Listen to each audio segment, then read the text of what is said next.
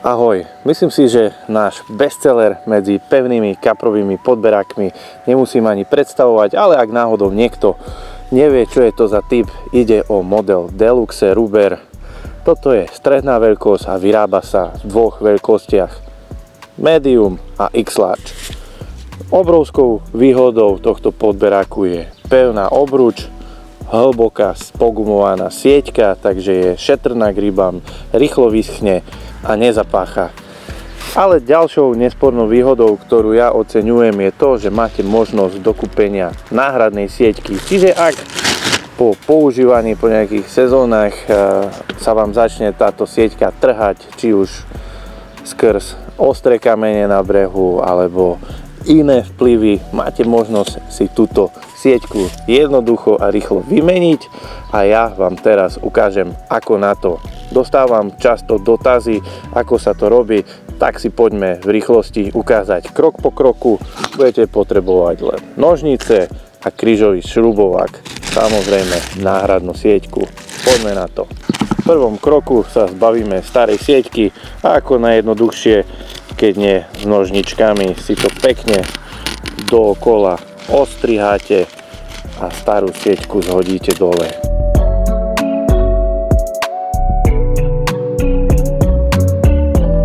Máme hotovo, v rukách nám ostala čistá obruč, sieťku vyhodíme následne do koša. Teraz si vezmeme šrubovák a tieto 4 šruby krížové vyšrubujeme vonku. Túto spojku alebo kríž si vysunieme vonku a ostanú nám čisté obrúče.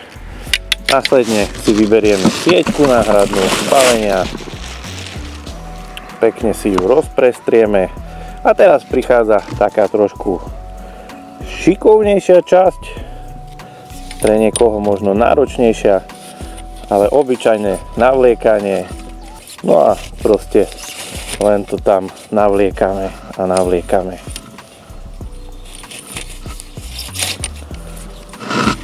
Pomaličky si to nahrnieme a presunieme ďalej.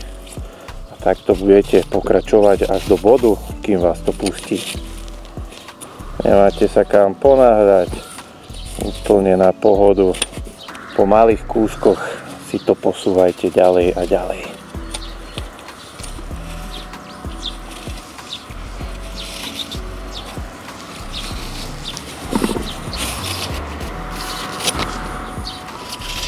Teraz sa dostanete do bodu, že to bude trošku napínavejšie, že to bude takto napnuté, ale pekne si to stiahnete a ako náhle za tento voľný oblúk sa vám dostane táto časť, sieťka sa uvoľní a vy už si to len v kľude dotiahnete do bodu G. Takže do takzvaného finále. Takto, takže sme v tom bode, všetko to ide s ľahkosťou. Ak vám to ide na silu, že si myslíte, že tie tyčky zlomíte, tak robíte niečo zlé. Preto treba ísť na to opatrne, hrať sa s tým a za chvíľu bude váš podberák ako nový. To pekne posúvame po kúskoch. Tak, logo sa nám pomaličky dostáva do stredu, kam patrí. Dostali sme sa do finále. Teraz si to už len nastavíme, aby logo bolo v strede. A máme hotovo. Takto. Logo sa nám nachádza v strede. Pekne si tú sieťku dopneme. Zoberieme tento spojovák alebo kríž, takzvaný štvor hviezdičkový. Nastavíme si ho pekne na dieru na šrúbky.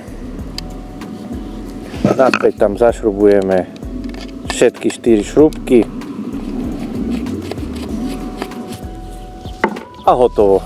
Netrvalo to ani dlho a ja mám opäť nový podberák. Takže ak máte záujem o výmenu podberákovej sieťky na našich podberákoch Giant Fishing Deluxe Ruber, Mohli ste vidieť, že je to úplne jednoduché a zvládne to každý. Majte sa krásne, nech sa vám darí. Ahoj.